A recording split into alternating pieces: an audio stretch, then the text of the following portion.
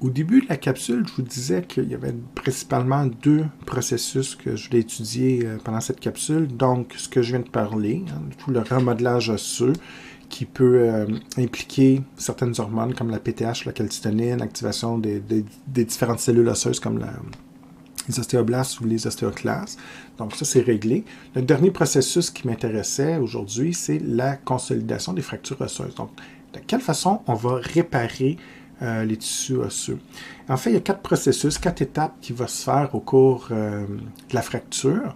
Premièrement, des choses qu'il faut garder en tête. Ici, je vais vous parler des principales fractures que vous allez observer au cours de votre carrière. Il y en a d'autres, évidemment, mais je vous montre les plus importantes.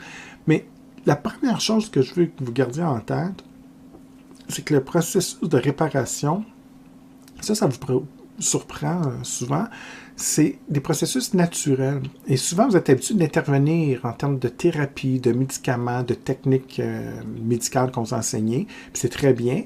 Mais le fait de mettre un plâtre, exemple, ou de démobiliser un membre, ne soigne pas la fracture, évidemment. Ça ne fait que guider la fracture. Vous vous reposez sur les processus naturels du corps, de la biologie, pour réparer. Et ça, c'est bien important de comprendre que vous ne favorisez pas vraiment la réparation. Là. Quand vous avez un patient qui a un plâtre, un bras dans le plâtre, c'est simplement pour immobiliser, pour que le processus se fasse correctement. Et c'est ça que je vais vous montrer. Qu'est-ce qui se passe au point de vue biologique? C'est quoi le processus de réparation? Puis parfois même, ça peut arriver, mais on est obligé de recasser le membre parce que le processus naturel s'est fait un peu de travers, puis là c'est croche ou des choses comme ça. Mais on est très peu... On intervient très peu dans le processus de guérison de la fracture, en fait.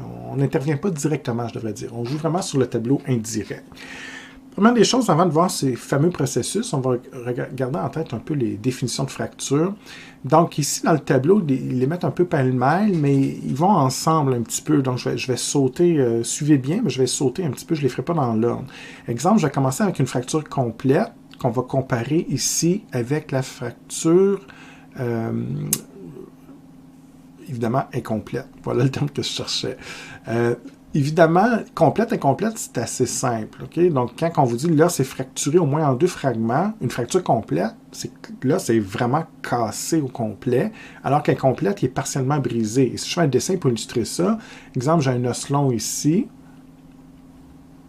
OK, parfait. J'ai une fracture complète, exemple, qui se fait au centre. Qui se fait au centre. Donc, ce qui arrive ici, c'est que l'os va être cassé en 2 fragments carrément. Donc, j'ai le premier fragment ici, le deuxième fragment. Ici, c'est vraiment une fracture complète. On a 2 morceaux séparés et carrément à travers l'os, on a cassé tout ici là, complètement. Donc, on a 2 morceaux. Il peut y avoir plusieurs morceaux, mais ça, c'est une vraie fracture complète. Incomplète, si vous entendez ce terme-là, ben, ça le dit, c'est qu'on n'aura pas... Les 2 morceaux ne sont pas séparés. Là. Ils pourraient être cassés comme ça en partie, mais on n'a pas réussi à traverser complètement l'os. Donc, il reste un petit bout qui rattache les 2 morceaux. Ça, c'est une fracture incomplète. Donc, ça, c'est relativement simple. L'autre définition que vous allez voir, ça, je suis pas mal sûr, vous avez vu des films d'action à la télévision, des reportages. C'est certain que vous avez vu ça déjà. Une fracture ouverte versus une fracture qu'on entend un peu moins, mais fermée. Mais si vous entendez une fracture ouverte, ça veut dire quoi? C'est que un des fragments de l'os, ça pourrait être une fracture complète ou incomplète, ça n'a pas de lien, c'est qu'un des fragments de l'os va traverser et déchirer la peau généralement. Déchirer la peau, j'exagère un petit peu, ça peut, mais des fois, elle ne déchire pas complètement la peau, mais elle va faire juste une espèce de bosse, on appelle ça une saillie. Donc, on va pousser sur la peau, mais si la fracture est vraiment, exemple, c'est un os de l'avant-bras, donc très près de la peau, puis il casse vraiment de façon, dans un certain angle et de façon assez claire, une fracture franche, si je peux dire, souvent, ça va passer à travers la peau, puis on va avoir une extrémité de l'os qui déchire la peau. La grosse différence avec la fracture fermée, même si on n'utilise pas ce terme-là, c'est généralement des fractures fermées si vous n'utilisez pas le terme fracture ouverte. Donc, le fragment de l'os ne déchire pas la peau. La peau reste intacte. Donc, c'est vraiment ça qui est important de distinguer. Si vraiment la peau est déchirée par un fragment de l'os, on parle vraiment de fracture ouverte, puis ça peut être visible, évidemment. En fait, c'est visible généralement. Donc, ça, c'est les 2 autres types de fractures qui vont ensemble. Maintenant, on vous parle ici d'une fracture qu'on appelle tassement, c'est simplement que, en fait, tasser, c'est comme si on écrasait. Okay? Donc là, c'est écrasé. Moi, je trouve que le meilleur exemple, c'est vraiment ce qu'ils ont donné ici dans le manuel, c'est la vertèbre. Donc, suite à un accident de voiture, une chute, peu importe, on vient écraser deux vertèbres ensemble, on écrase le disque intervertébral entre les deux, qui était fait de cartilage, de fibrocartilage en fait, et on vient écraser les deux vertèbres. Puis il y en a une, mettons, une vertèbre qui est un peu plus haute, supérieure, va écraser carrément la vertèbre inférieure à elle. Donc là, on va parler d'une fracture de tassement. Ce qu'on entend très souvent, c'est très courant, des fêlures. Donc, c'est des micro-fractures ou en tout cas des fines fissures qui vont se faire dans l'os. On vient fragiliser l'os. Mais souvent, comment je dirais, l'os reste aligné. Hein? Donc, il n'y a pas comme j'ai dessiné tantôt, des éléments clairs qui fait qu'on a deux fragments ou un fragment complet. Si je refais un os comme ça, c'est des petits zigzags que je fais ici, c'est des petits micro-fractures. C'est un geste répété, un stress, une contrainte assez forte qui se fait de façon répétée. Et je parlais déjà en début de capsule, quelqu'un qui court beaucoup et tout ça, de façon intensive, mal équipé, puis tout ça, ben, à force au niveau du talon, on va avoir des fêlures comme ça, des fissures, qu'on appelle des fêlures. C'est pas une fracture franche, complète, ouverte, ou peu importe, mais ça fragilise l'os. Donc, évidemment, avec une accumulation de fissures, de fêlures comme ça favorise l'apparition d'une vraie fracture, évidemment. Donc, ça, c'est l'autre élément. Il m'en reste deux. Fracture de stress et pathologique. Pathologie veut dire maladie. Donc, c'est des os qui vont être fragilisés par certaines maladies. Exemple, le cancer, c'est peut-être le meilleur exemple. Cancer de l'os, exemple, qu'est-ce qui se passe? Il y a des tumeurs qui apparaissent à l'intérieur de l'os et en prenant de la croissance, vous savez, le cancer, c'est de la mitose, les cellules se multiplient, littéralement, on peut faire éclater l'os ou fragiliser certaines parties de l'os, ce qui fait que finalement, il y a des fractures multiples qui apparaissent un peu partout dans les os dues au cancer de l'os, exemple, c'est un exemple. Donc, c'est vraiment des fractures associées à certaines maladies. Fracture de stress qui est très populaire aussi, on entend ça souvent. Donc, c'est simplement des fractures qui sont causées par des impacts répétés. Je parlais beaucoup de sport intense ou répétitif, mais ça peut être aussi des emplois. Donc, on parle de la course à pied ici dans votre manuel, mais des fois, c'est certains emplois qui demandent des gestes répétitifs ou des chocs mécaniques. Donc, voilà, c'est des fractures de stress tout simplement. Pas grand-chose à dire de plus. Maintenant, la véritable question, c'est de savoir comment on arrive à réparer ces fractures-là. Donc, peu importe le type de fracture, ouverte, fêlure, peu importe, c'est toujours les mêmes 4 étapes qui vont se produire. Donc, on commence, puis ils sont en ordre chronologique. On commence toujours vers l'étape 1, ensuite on va vers la 2, la 3, etc. Donc, l'étape 1 ici, c'est ce que j'encercle. Oubliez les autres dessins, je les ferai tantôt. Donc, première étape, on vous dit formation d'un hématome. Okay? Donc, accumulation de sang dans les tissus. C'est l'équivalent d'un bleu au niveau de la peau. C'est un hématome. Il y a une rupture des vaisseaux sanguins, du sang qui va s'accumuler dans les tissus cutanés. C'est la même chose au niveau de l'os. Donc, l'os casse. Évidemment, il y a des vaisseaux sanguins qui vont briser. Puis là, il y a en fait, comment je vous dirais, il y a du sang qui va se s'épandre un peu partout. Pour qu'on se situe bien, ici, j'ai un os long, la cavité médulaire. En fait, je suis dans la diaphyse ici, avec le tissu osseux compact, un petit peu de spongieux ici, puis la cavité médulaire qu'on pourrait retrouver, exemple, oui, des vaisseaux sanguins, mais moi, l'osseuse jaune, exemple, et tout ça. Donc, ce qu'il faut comprendre, parce que je suis certain qu'il y en a qui se posent la question, pardon, il y en a qui vont se dire, ouais, mais là, c'est une étape de réparation, les vaisseaux se brisent, là, ça saigne, ben, c'est plus une conséquence, et vous avez raison. Mais la vie est bien faite parce que cette conséquence négative, entre guillemets, parce que les vaisseaux ont éclaté suite à la fracture, va quand même amener un avantage biologique qui va favoriser la réparation. C'est ça qu'il faut comprendre. Quand on vous dit formation d'un hématome au premier mécanisme, c'est tout simplement, donc, ce que vous me dites, OK, la fracture fait en sorte qu'on brise les vaisseaux sanguins ici dans la cavité médulaire et le sang va se répandre un peu partout dans l'os. Maintenant, on profite de ça pour protéger l'os, si vous voulez, parce que quand il y a un écoulement sanguin, oui, il y a du plasma des globules rouges, les érythrocytes, mais il va aussi avoir des leucocytes, les globules blancs, entre autres les macrophages, qui sont là pour phagocyter. Donc, on va éliminer les débris cellulaires. S'il y a infection également, s'il y a des bactéries, tout ça, ça peut nous aider. On limite les risques d'infection. Mais pour la réparation en soi, les débris de cellules mortes qui ont éclaté, les tissus comme ça qui ont été brisés et tout, ben, les macrophages vont faire le ménage. On va éliminer comme ça les différentes cellules, tissus endommagés.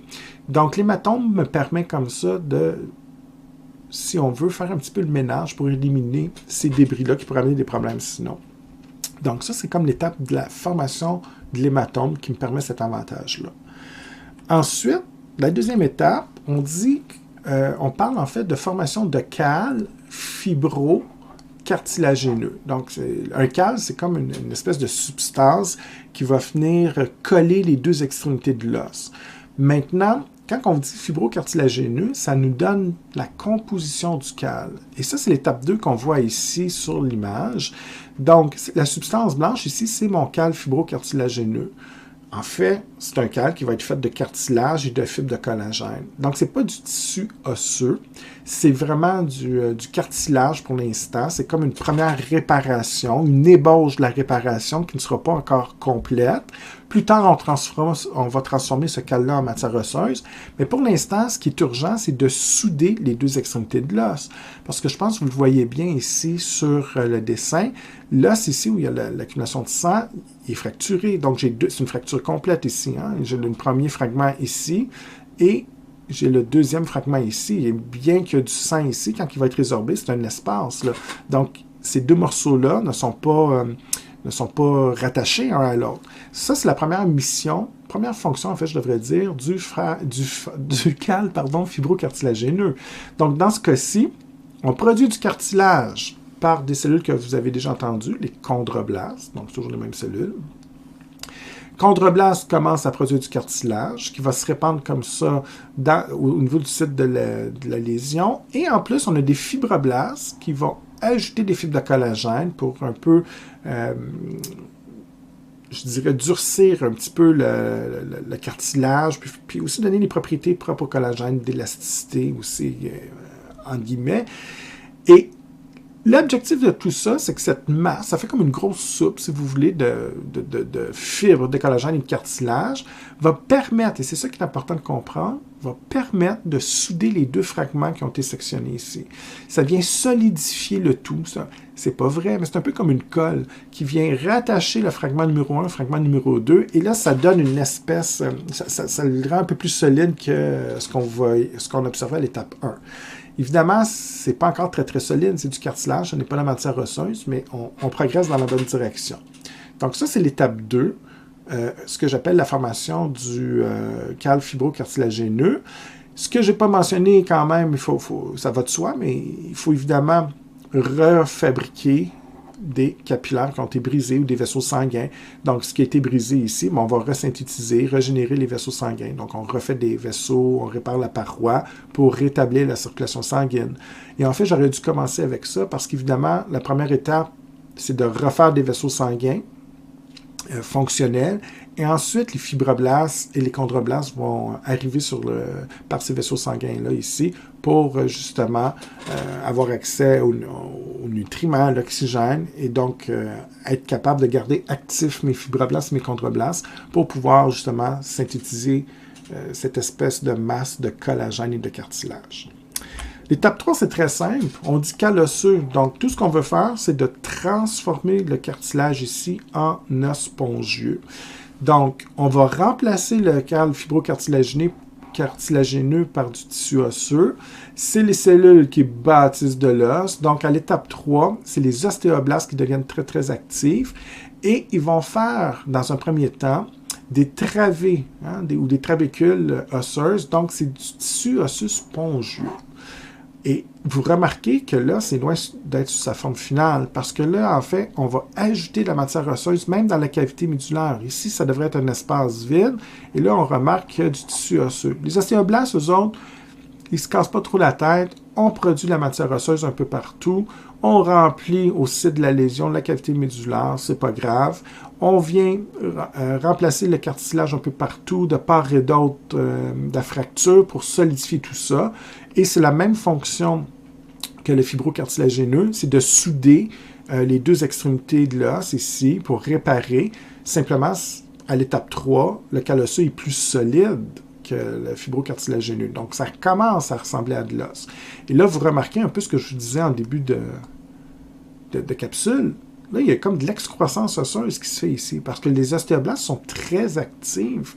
Et c'est pour ça que des fois, l'os va avoir des... Je parlais du nez du boxeur ou de la clavicule qui se casse à répétition dans certains sports. Puis là, à un moment donné, les ostéoblastes deviennent de plus en plus actifs pour essayer de rendre l'os de plus en plus solide pour qu'il arrête de casser. Donc, c'est là qu'on va avoir des fois des dépôts de matière osseuse un peu partout, qui n'est pas très élégante. Ça fait comme des bosses.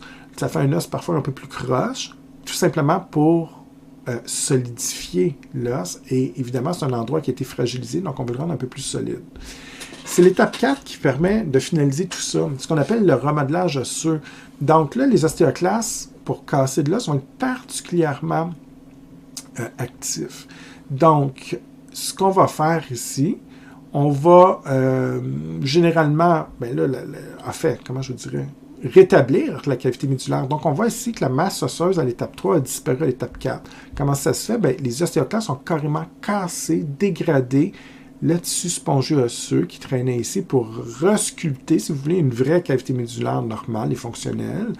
On fait aussi en sorte que parfois les ostéoclastes vont venir, exemple, si j'avais une grosse masse comme ça, osseuse, exagérée, bien, les ostéoclastes vont venir éliminer une partie comme ça de l'excroissance osseuse.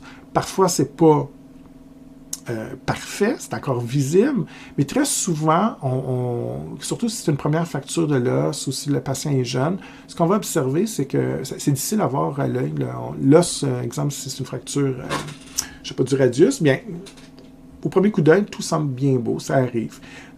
Par contre, si on fait une radiographie par rayon X, on va quand même noter, même si ce n'est pas visible, généralement, à chaque fois qu'on répare un os, ça laisse toujours un épaississement. Les ostéoblastes vont toujours rajouter un peu plus de matière osseuse que prévu.